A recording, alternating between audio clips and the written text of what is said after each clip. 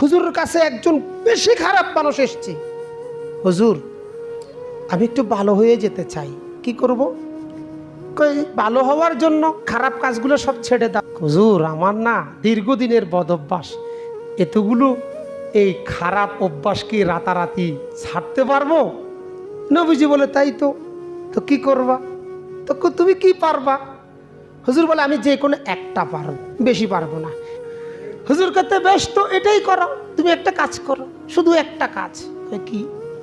হুজুর, আমি মদ খাই, জেনা করি, দুর্নীতি করি, ওজনে কম দিই, বেশ দিই, মানুষকে ঠকাই, অহংকার করি, গোড়ামি করি, কতই না আমার অপরাধ। তো হুজুর, অনেক খারাপ খারাপ কাজ করি, কতগুলো তো একসাথে ছাড়তে পারবা না, একটা কাজ করো। ওই কি? কই, মিথ্যাটা ছেড়ে দাও। মিথ্যা ছেড়ে দিলে অটোতেই বাকিগুলা ছাড়তেই